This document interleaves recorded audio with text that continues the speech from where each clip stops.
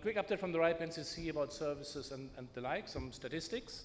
At the end, we want to do a bit of an open mic session for any questions you might have regarding NCC services. So, for those of you who don't know, the RIPE NCC is the secretariat for the RIPE community. You are part of the RIPE community. We do assign internet number resources, IP addresses, and autonomous system numbers. We do other things like the RIPE database, maintaining that. We do, over the last 15 years or so, more outreach to governments, regulators, and the like. We do more tools, more measurements, more training, things that we have done since the beginning of the RIPE NCC, but we have ramped that up quite substantively. The good thing about the RIPE NCC as a membership association, it is ruled by the members. The members tell us what to do, the members give us money, we are fully funded by the members, don't take money from third parties for our core services.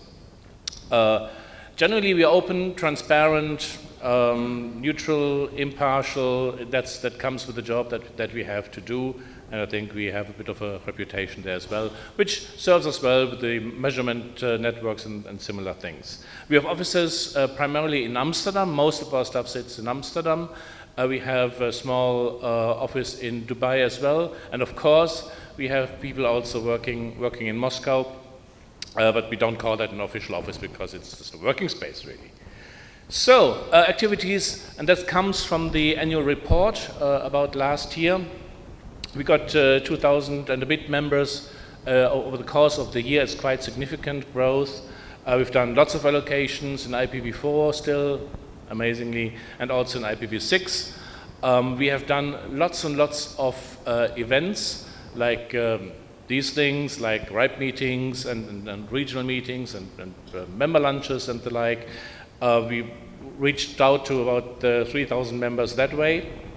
But also we do training courses. We've done more than 100 training courses through our service region and saw another 2,000 participants there. We've done more than 2,500 assisted registry checks. That's basically helping you keeping the database entries up to date over the course of the year. We have not quite the 10,000 Atlas probes yet, but we are working on them. We have nearly 250 RIPE Atlas anchors throughout our service, throughout the world actually, and 1.3 million RIPE stat requests per hour. That is a terribly high number. But of course, that's just the highlights out of the numbers out of the report. The annual report is online, of course, and you can read it. We have tried to whittle it down a little bit to get the blurb out, just have the core information in there, but there it is. Also, as part of the annual report, there's also the financial reports of the numbers about how financially sound the RIPE NCC works. So what we have had over the course of last year is a surplus of 325,000 euros. We have had an extra 4 million, just over 4 million euros, due to the very high member influx that we hadn't budgeted for, that we didn't spend, so we gave that back to our members. We have reserves around, still around 100%, 108% actually of the total expenses for the year, so 25 million euros reserves, nice and stable, all good. Expenses were lower than we were budgeting for. Staff numbers were not quite 140 full-time equivalents. Cost per member, good news, down by 8% against the previous year. And again, the full financial report is also online for those of you who want to have a look at it. Membership growth is still going on like crazy. At the beginning of the year, we just were past the 15,000. So in May, we have hit the 16,000, and I don't know where we'll be at the end of the year, but it's strong growth, of course, probably mostly fueled by the remaining little bits of IPv4 space, as you probably know. So our focus in 2017, similar to previous years, in terms of stable and don't change too much in between of years. The strong, secure, and accurate internet number registry. That is at the topmost of our focus there and our priorities. And generally enhancing regional internet registry stability through good governance and accountability and working together with the other areas, of course. Looking at efficiency and streamlining internal processes and doing automation and updating our services and making them nicer for ourselves, but also for you to use, and I have a couple of slides on that. And of course to engage with our members, with the wider community, with governments, with regulators, with anybody who seems to have an interest in how the internet works, and especially how internet numbering works, and who might have an interest in measurements, for instance, as well. We do a survey in every 3 years, in regular intervals. We've done a survey in 2016, and I guess you have probably contributed to the answers. Thank you very much for that. The key findings, we picked out like 40 of them, and we published them. And on that website, on that web page, you also see where we are with those actions. Are we making any progress, and where are we in general with that? So, update on external engagement. We do a lot of that. More member engagements and also government engagements throughout our service region, in all parts of our service region. Well, that's what we want to do, and we have made good progress there, and we are going out into the finer little corners of our service region as well.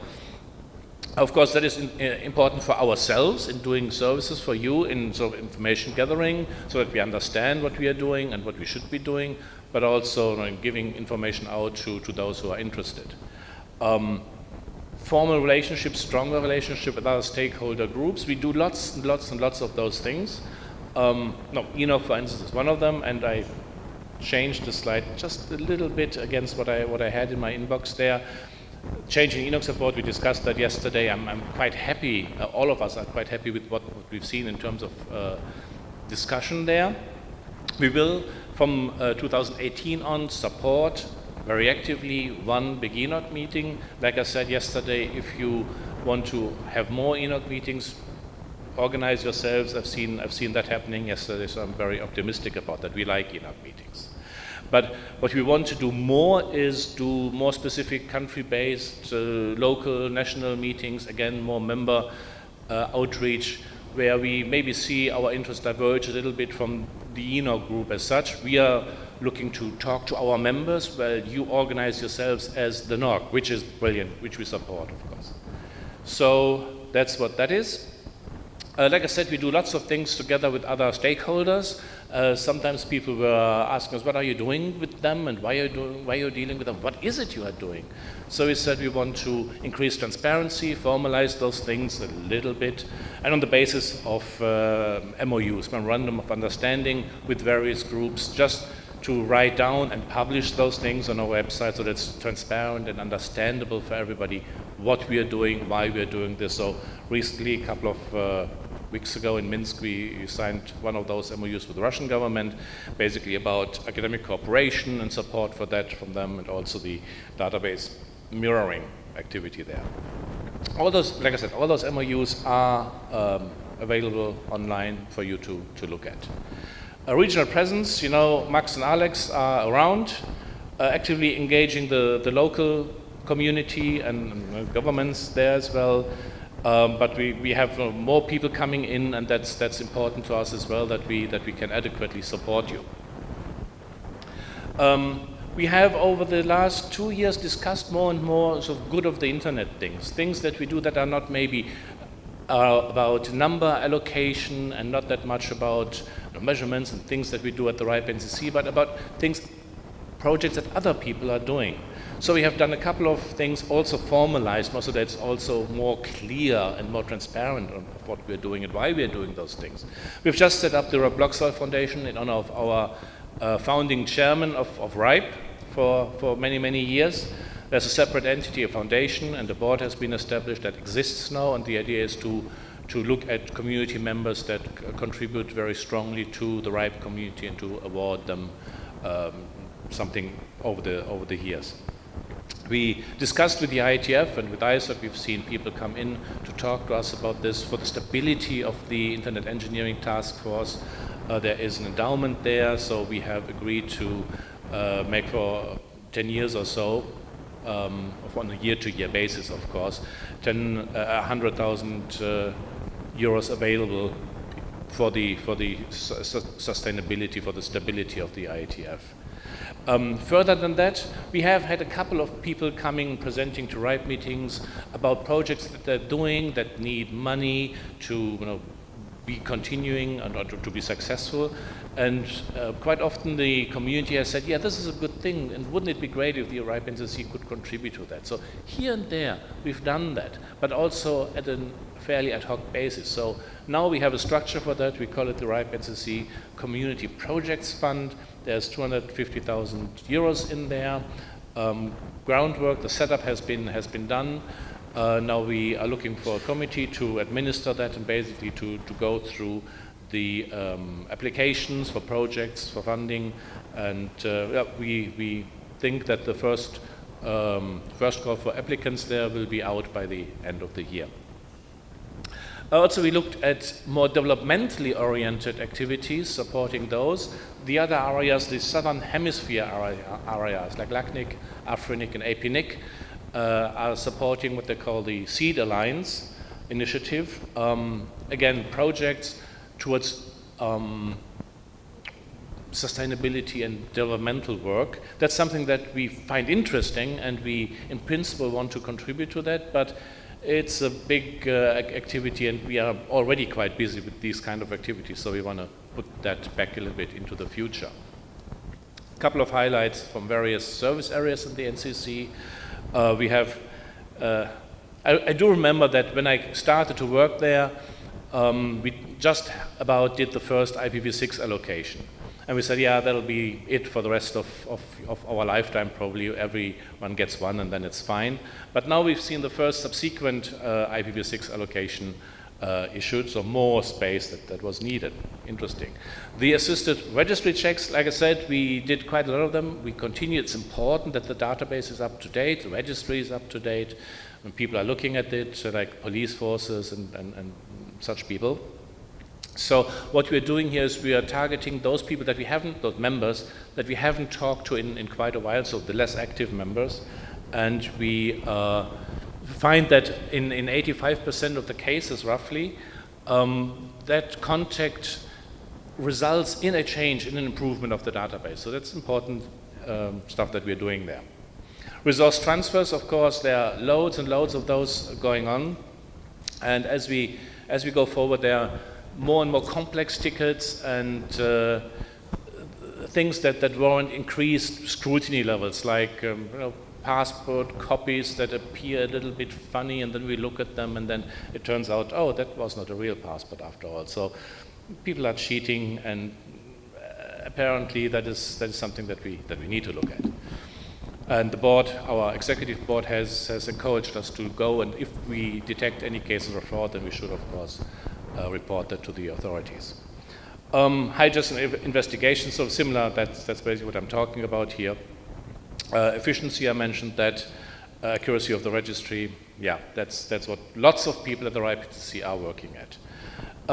We see quite a lot of mergers over the years, but over the last 2 years or so, it's getting a little bit quieter there. I think some of the policy changes that we've seen sort of are the cause for that, for the dampening. Lots of IPv4 addresses are being transferred in the region, of course, in the whole service region as well, but this is here. And of course, Russia is very active there.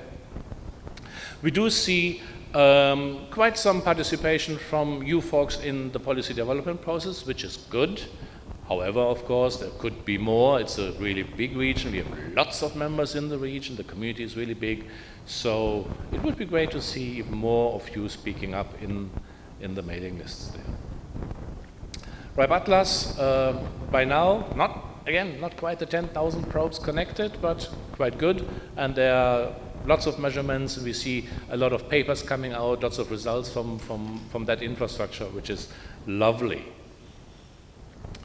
IPv6, yep, more could be done. This is what we always say, more should be done. We can help with training. We have been asked many years ago to, especially from this region, to support you with IPv6 training. We are doing this. We have trainers that do speak Russian, So also in the academy, right, NCC Academy online, you can participate there and get your certificate and do the work and learn. It's something that we want to support as well and do.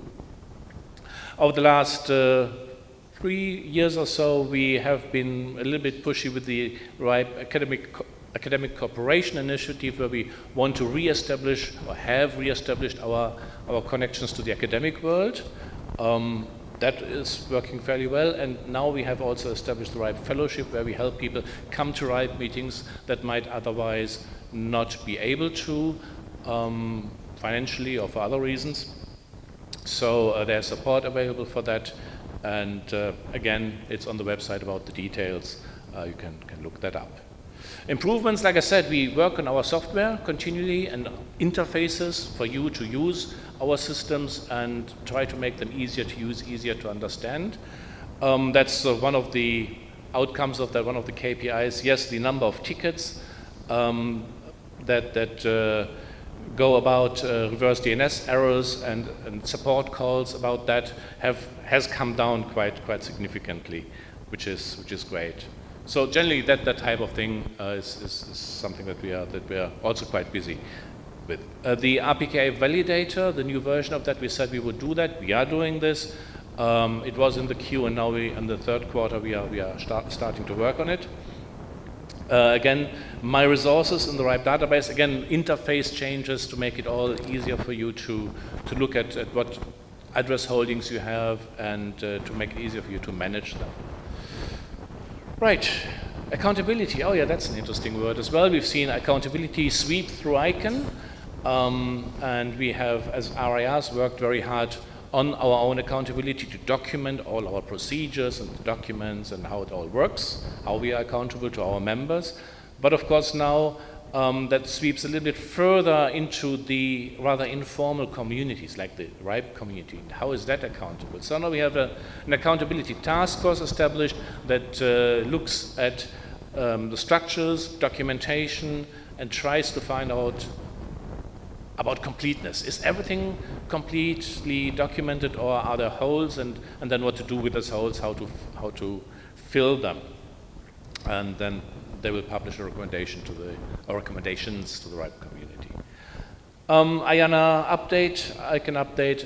Yes, IANA stewardship transition has happened, which is great. Now we have to review the IANA services regularly. For that we have a committee. It has been established. It is active in that it is setting itself up and looking at what they should be doing and how they should be doing this.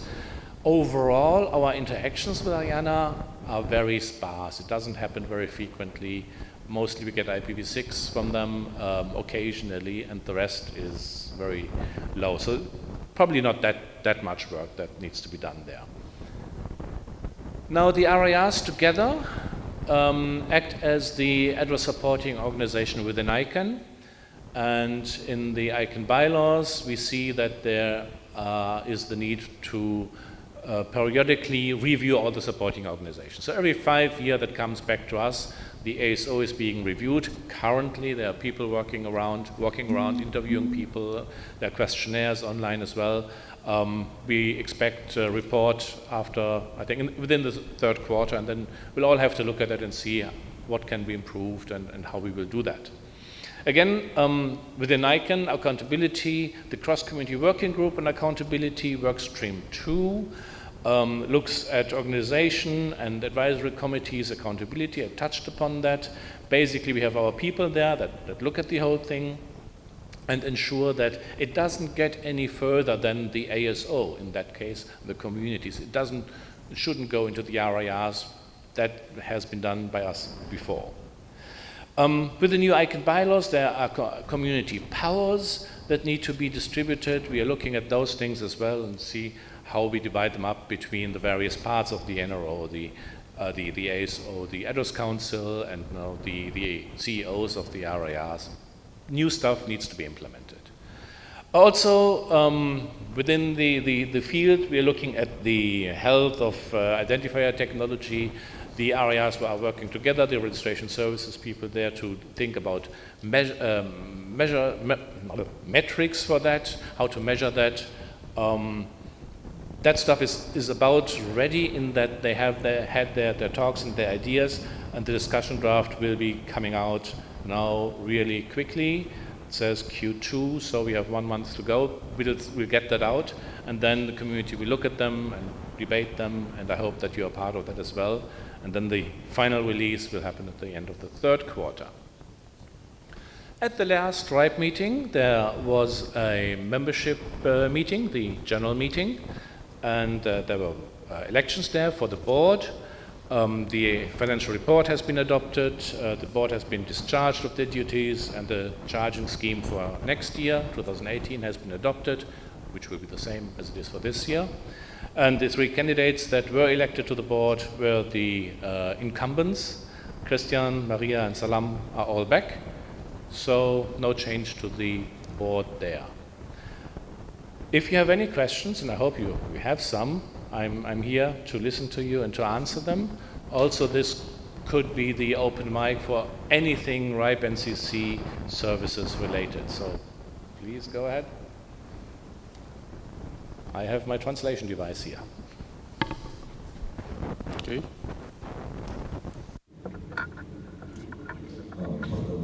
Bogdanov Yuri, IP4 Markets. I'd like to thank the representatives of RIPE NCC and the specialists working there for this conference. Thank you for organizing this conference, and I'm very glad to participate in that. I would like to share my feedback with you. On the part of our company and other companies, we are constantly communicating with RIPE specialists, so we've accumulated their respective experience, and I'd like to draw your attention to some mistakes, to some problems that exist in this communication on the part of RIPE NCC. Now we have 2017. And in order to service resources, we are using websites, but RIPE websites are not fully optimized for mobile devices, and web portal unfortunately does not work properly on mobile devices. And as for the segment for IPv6 management, it should be reorganized. And I'd like to remark that there is no mobile application for iPhone or for Android for RIPE NCC in order to work with the database more efficiently. And some other comments, some of the mistakes that we find and we report about them, what we find on the web portal, and they require only 5 minutes to get corrected, and it takes about 2 years to get them corrected. As for general issues and general questions, I'd like to know the following.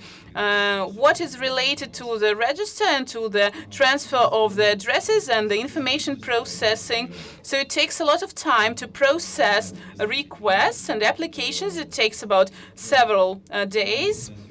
And sometimes you don't even know how much time it will require. And we have typical applications from one company to another company. Sometimes it doesn't take much time, but sometimes it takes about several days.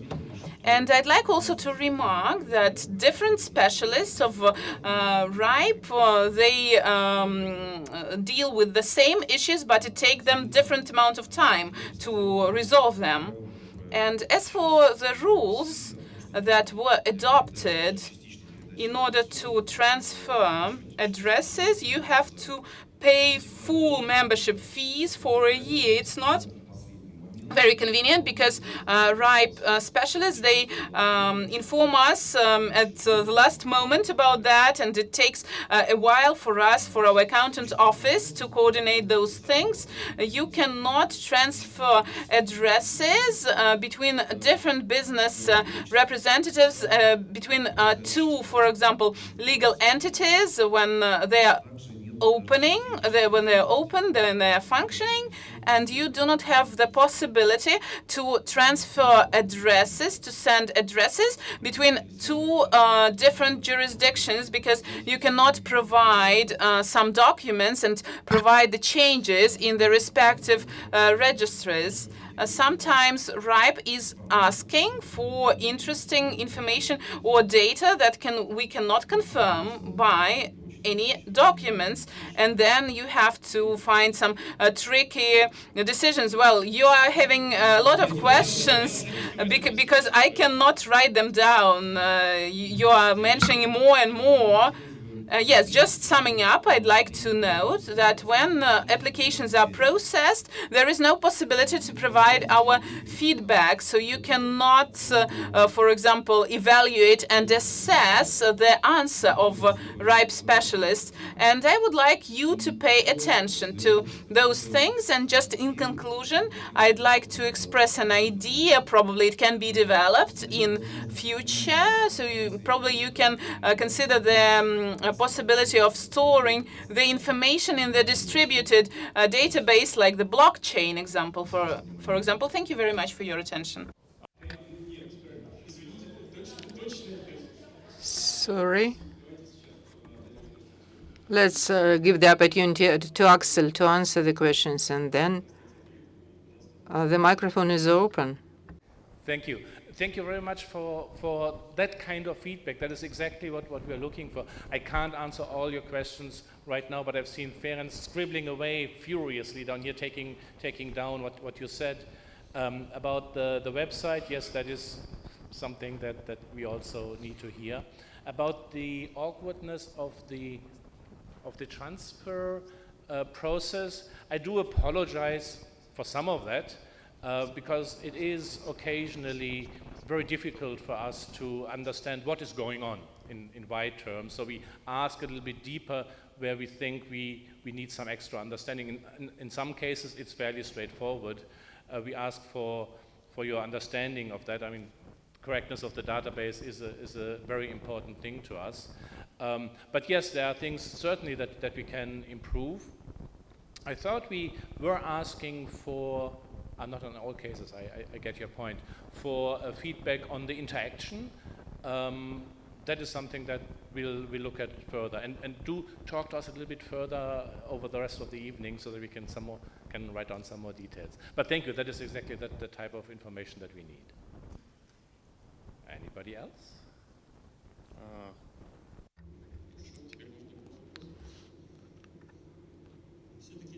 And I'd like Alexander Popov, Rostelecom. What's the sense to request when we send transfer agreement and we are asked by the next letter, the letter from the transferring company, that it's really signed the transfer agreement, and then signature and stamp? What's the sense of this?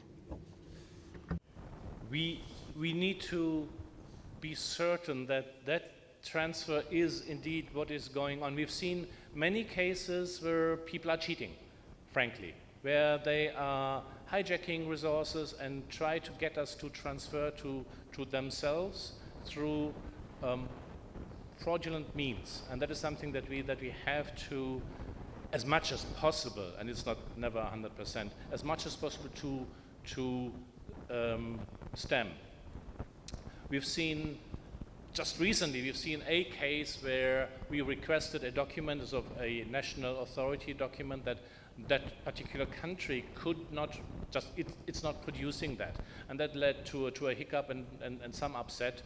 And from that we learned also that there are some means that are just as good that we can ask for people to do, to provide us similar but different documents with that would do the same thing for us.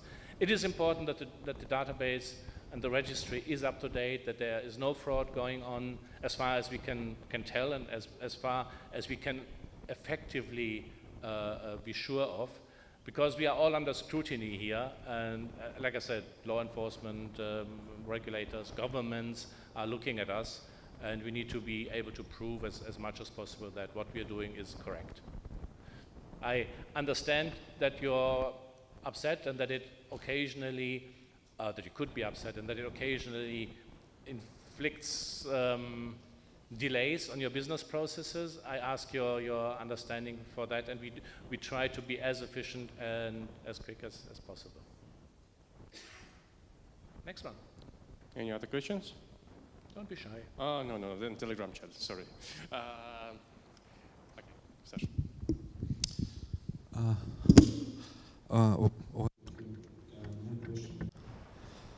Two questions. May I ask two questions? One simple Separately, and short. please.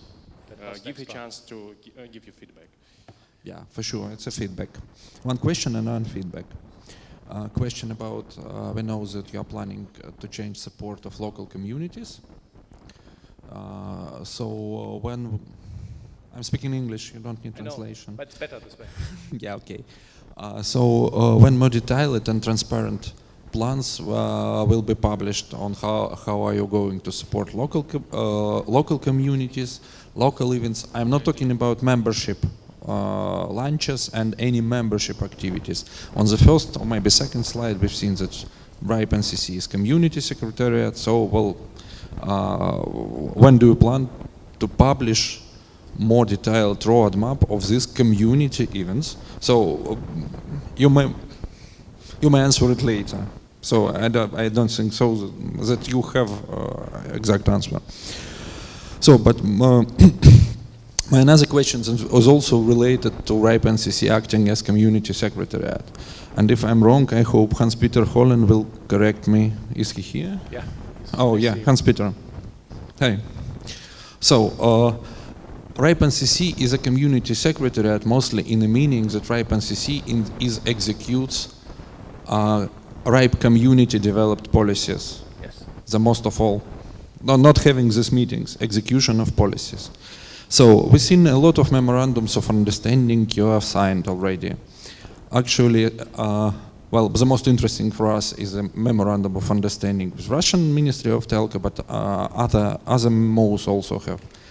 None of this MO contains a statement that RIPE NCC is not just allocating IPv4 space, or not just doing RASI program. None of these MOs says that the RIPE NCC is about execution of community developed policies. Because again, an example of MO with Russian government, it looks like RIPE NCC is just RASI and nothing more.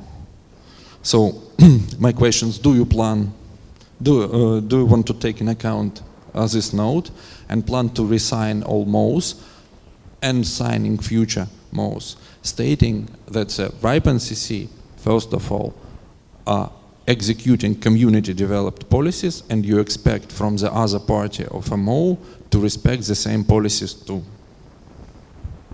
I think maybe Hans-Peter also can join answering this question. I think, now I can say I hear your voice in my head. I think that is an interesting question, interesting detail. I cannot recite the MOU off the top of my head. It's entirely possible that it doesn't say that sentence. You can dismiss it. And I'm not dismissing anything. It's an interesting point, and we look at it. Absolutely. I see your intention there, and I support that intention. Of course, we cannot also write whole books. It needs to be simple, and whereas RIPE NCC is doing this and that as detailed somewhere else. But that is an important factor. Hans-Peter. Hans-Peter Horen, Chair of RIPE. You're correct that the RIPE NCC acts as the Secretariat for RIPE, as one of its roles. It also acts as a regional internet registry for its members. I don't think that everything the RIPE NCC does has to be set by a policy by the RIPE community. What the RIPE NCC does is decided by its board, its management, and the board is elected by its members. And the policies that we have developed for RIPE NCC traditionally has been for IP addressing purposes. So I don't see that everything the RIPE NCC does has to be rooted in a community policy. And it's important that the RIPE NCC is the Secretariat for the RIPE community, not for any community. So of course there are a lot of other communities that are part of or partly part of the RIPE community that we want to have a good relationship with. I'm happy to notice that the RIPE NCC supported the Norwegian NOG on Monday this week. I was unfortunately not able to be there. I'm here with you instead. That was a half-day event, and that was the first no-NOG, and we've taken years to getting the community in Norway together to do that. So building communities, that's difficult, and it requires a lot of cooperation of all the participants, and it's really hard work. And I'm really pleased to see that RIPE NCC supports that in all of its service region. Thank you very much. But I just wanted to mention that having respect of RIPE community policies, especially and in addressing by entities like ITU, would be very important for us. Okay, now it's a question from Telegram chat, the first one. Does RIPE have an investigation process according to unauthorized access to some data on RIPE database or somewhere else? So, in case if someone stolen the password or something like this and violated the data that is in the RIPE database. Sure. Yes, we have processes in place in intrusion detection and the like. And when if we see something happening, then of course we follow up. And if and when we find out what happened, we typically publish that to the community, make it public. This happened. The impact of it. Yes, we do that. I see. I also have a question. So, may I ask you to go back to the topic of hijacks? Mm-hmm.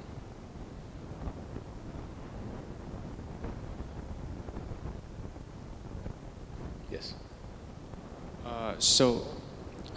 There is no doubt that there are a lot of hijacks in the RIPE region, but we do not have anything on the technical side to stop them, really. We have route objects, but if hijacks happens, the only thing that can help us is a goodwill on the other side. What we can do, or what RIPE can do, if there is no goodwill on the other side. Where you say there are lots of hijacks happening, I hope that we can prevent, or that we are preventing, the majority of them. Again, the RIPE NCC and the RIPE community, or that's the saying, is not the routing police. So there are limited things that we can do. Where we see that a hijack has happened, and that is confirmed, then of course we announce that to the parties involved, and we take back the addresses, and we talk about that. However, it's maybe in some sense a symbolic thing, taking the address blocks back, because if they're still being routed, then they're still being routed. That's one of the things where we say RPKI. Those, if we are speaking about malicious hijack, RPKI is not helpful here. If people, get into that. So that is my point. We use quite a lot of manpower in trying to prevent that as much as possible. Extra scrutiny, somewhat annoying scrutiny of documents, national authority documentation to see that a merger has happened or that an acquisition really has happened, that whatever our members are telling us is indeed correct. We try very hard. Okay, thank you. Юра, one more question?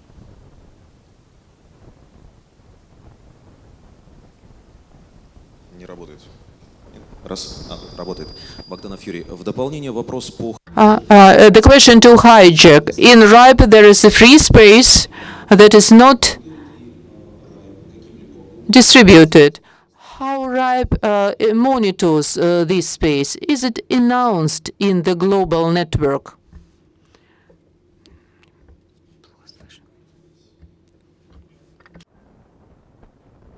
So, coverage for RIPE NCC. First of all, yes, they are announced. So we blacklist any delegation we get from IANA from the very beginning that when we received them. But a bit more clarification also on the hijacking, because I saw multiple concepts being confused. This hijack, this slide is about address hijacks, which is mostly not a technical process, but people sending fake documentation and claiming address space in database which they don't own. So, and then they start creating route objects and announcing and all of that. So technically, this is from a pure technical point of view. After this is done, the whole thing is fully legitimate. So there is nothing anyone can do. They can even create RPKI if they do the hijack right. So this is different from BGP hijacking, where then they start announcing. For BGP hijacking, yes, this has been historically done. Whenever we got some resources from IANA, we started announcing them and debugonize them afterwards. Okay. And what are you doing if hijacking is happening? You answer the wrong question. Not wrong, but very different. The question actually was, are you monitoring to announce of unallocated spaces? Yes, and that's what I answered. So yes, we already announced from the very, like, so I think this is at least 15 or 20 years. I guess Jeff knows the exact history of that, but 15 years. So we've also been doing it for the same amount of time. So any resource we got from IANA, also the returns back then when we had the current time period and all of that, we announced them now. Yes. Okay, there is also a non-technical point from the Telegram chat that RIPE is more about huge telcos, and the price for small telcos is huge enough. And it's said that it's sometimes quicker, cheaper to take some kind of IPs from some other layer instead of becoming a layer itself. Right. I would like to emphasize that RIPE is not about big telecoms. It's there for all its members and the whole community. But of course, the pricing, the membership fee has an influence there. I do see this. This is discussed regularly. We had last year a discussion about this, and it resulted in no change to the fee. And I understand, of course, for large telecoms that's peanuts, and for smaller ISPs it's a bigger thing. Yes, of course, using somebody else's holdings is a thing that people can do as long as it is documented. Who am I to say that that shouldn't be done? It needs to be documented. It needs to be in the database. That is the best thing to do.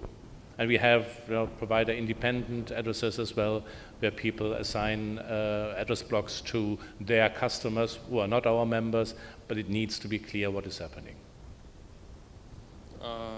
And I'm not sure I perfectly understand the question, but if I understand it rightly, so how long does it take to take allocated address space back in case of that the legal entity is no more active or even dead? Well, when we realize that is the case, then we announce that address space as unused, and we recall it basically. And how long does it take? So how long does that take, Tatiana? So Tatiana is taking back your address space? Hi, I'm Tatiana from RS. Indeed, when companies get closed, we learn about it because they stop paying invoices in the first place. After it, we terminate SSA, our agreement with a member, and within 4 weeks, normally we deregister resources. So it takes about 1 month, and we return resources to the free pool. 1 month after agreement is terminated. And how long does it take to terminate agreement? So, for example, annual invoices for 2017 were sent in January. In May, all members were notified that agreements were terminated, so 4 months later. And mid-June, we will return the resources to the free pool. So in total, it takes 5 months after invoices were due. I see. Thank you. Thank you. Okay. Sergey Mesaidov, just RIPE NCC member question. In case of RIPE NCC staff detect a suspicious transaction of, let's say, any transaction that can cause a financial loss, does the RIPE NCC make any reports to the government officials? If yes, well, that's an answer. If no, are the NCC going to make such reports? I'm not quite certain that I understand your question correctly. So, where in the process of an interaction, a transaction, we detect fraud, then we report it to the to the authorities, regardless of whether there is financial loss by somebody or not. Fraud is fraud, needs to be reported. Does this mean the Dutch state authorities? Yes. Thank you. Any other questions? Colleagues, have you missed something from Telegram chat? Okay, then thank you very much. Thank you. Thank you for this long session.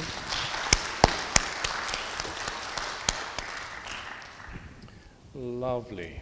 I believe that does bring us to the end of, help me, to the end of this ENOG. I have a couple of slides somewhere. We'll see whether they turn up and how fast I have to talk for them. Again, I'm glad that you all decided to stay here for the time being, although there are drinks somewhere, but I'm not mentioning that right now.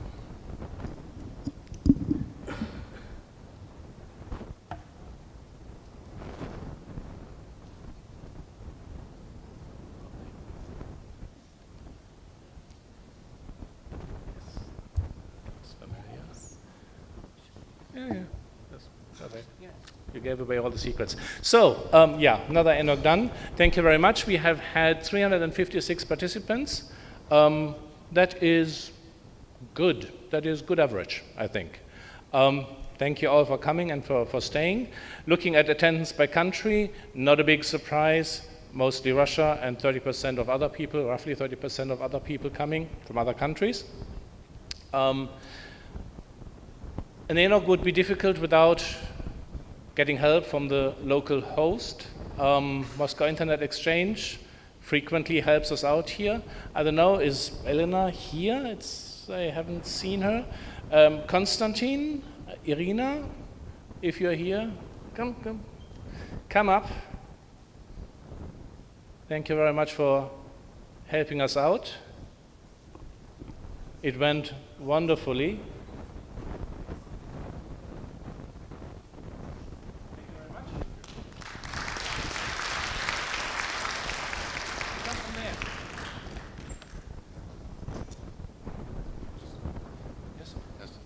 I would like to thank all of you for coming, and especially those 29% from that are not coming from Russia. Thank you so much. Great. Thank you again to our sponsors. NetNode was a wonderful dinner yesterday. Internet Society, Technical Center of Internet, GlobalNet, and DDoS Guard. Thank you very much, guys. Without you, it wouldn't have been as nice. The ENOG Program Committee, thank you very much. And of course, I expect you all up here. Jaap, Alexander, Anton, Dimitri, Maxim, Artyom, Yuri, Taras, Alexander, Yuri, Dimitri, Pavel, Mikhail, Dimitri, Sergey, Marit, Alex, and Evgeny. Come up here, please. And the Dimitris clearly win by number. Again, like I said yesterday, lots of work goes into putting this program together. And you did a good job. I like that very much. Don't look. You look at this. Assemble nicely. At some point, I will not count you.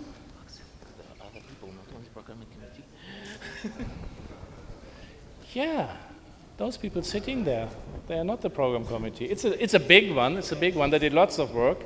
Thank you very much.